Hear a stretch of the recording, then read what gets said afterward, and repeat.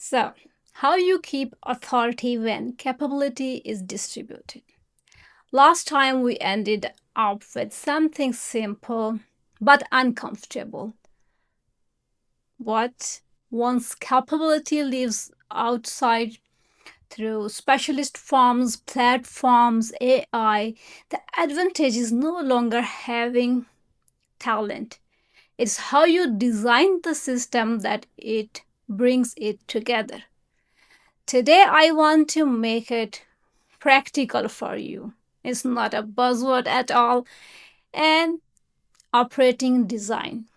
Because many organizations are already distributed, they just have not designed what that means actually. And when you don't design it, something drifts.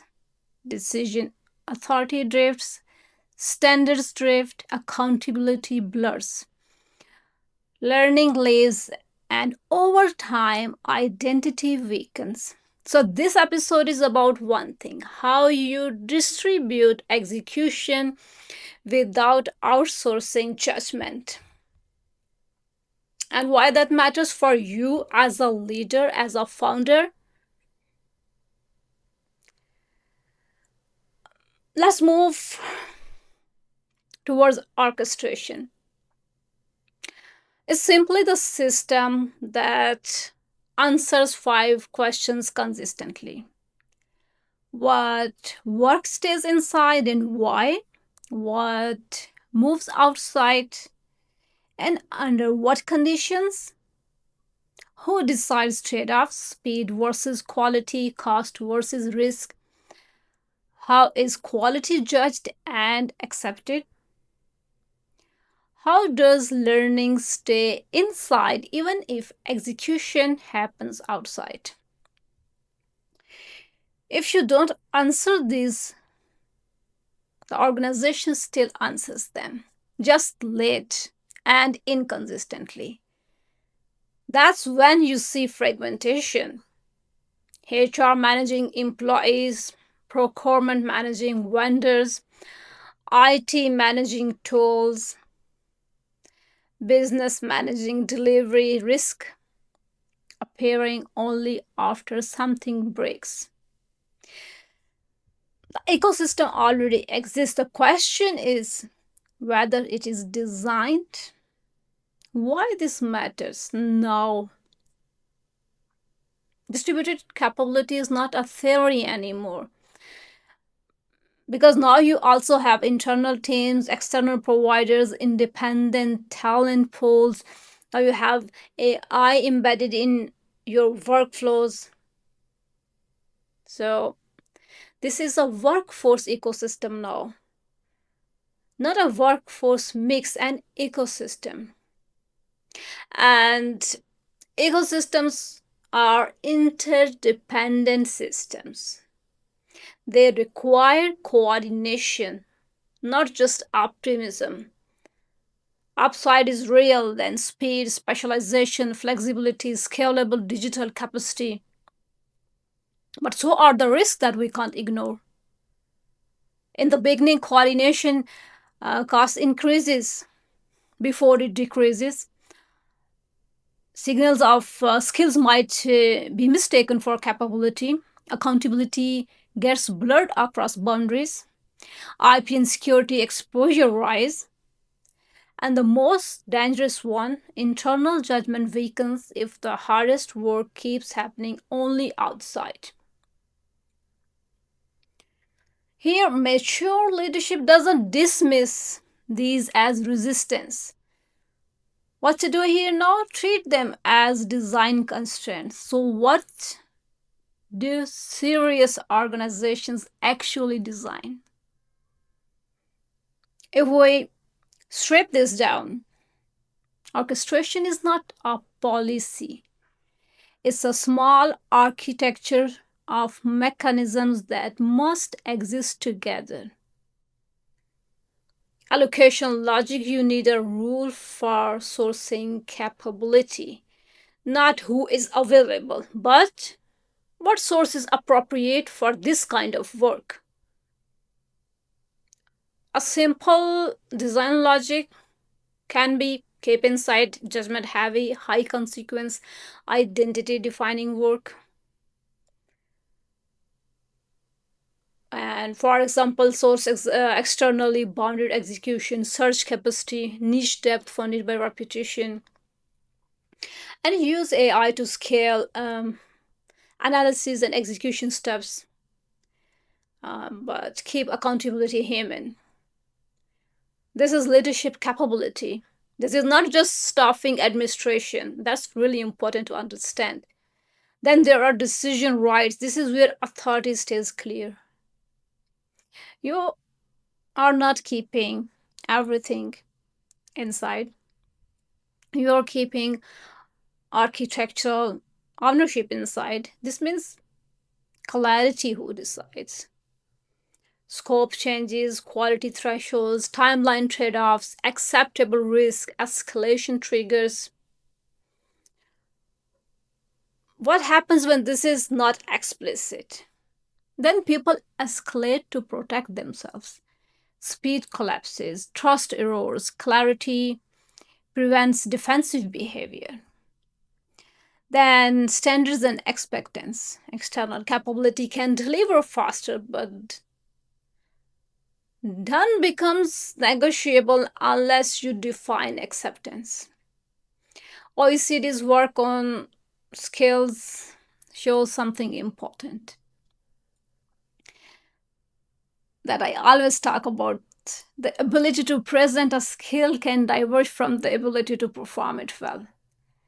That's the reason orchestration requires explicit acceptance criteria, evidence mechanism, internal quality authority. Someone internal must be able to say, this doesn't meet our standard.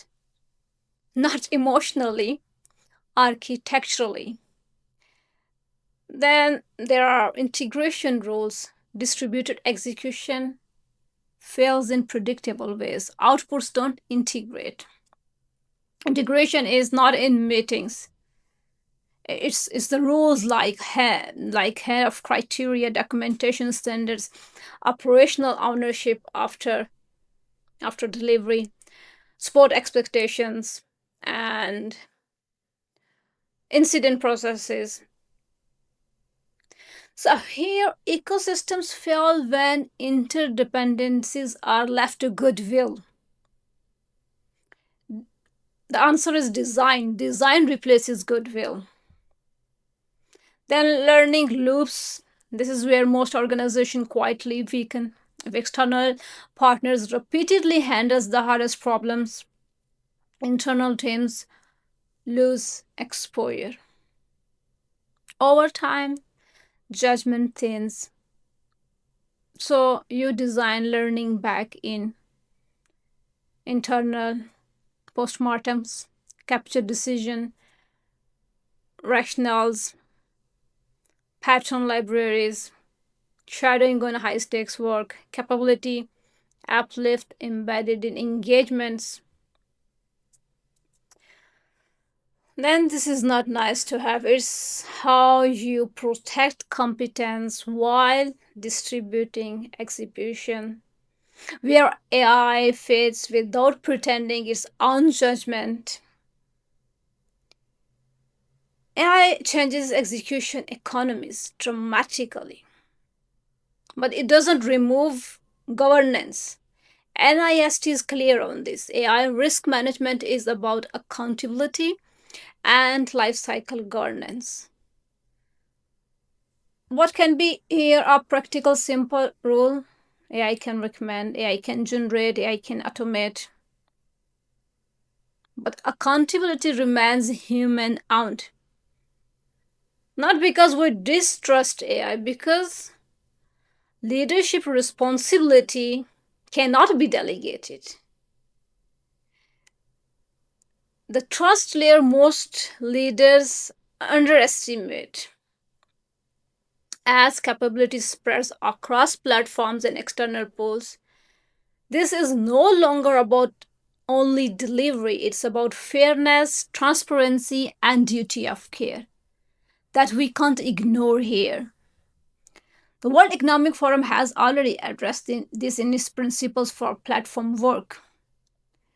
And if we look at the International Labour Organization, it treats governance of distributed work as a serious labor issue. And you don't need to be a gig platform to learn from this. When work is distributed, you need to have visible rules to build trust. How work is allocated, how performance is evaluated, how people are protected. And this is not going to happen by your cultural slogans. So, what's the real conclusion here? Orchestration is not pro outsourcing, it's not anti outsourcing. It's a capability that allows you to combine internal skills, external depth, AI skill without losing standards, learning, accountability, clarity, your security posture, and at the same time your organizational identity that you don't want to lose. Yes, because once capability is distributed, performance is no longer about talent supply.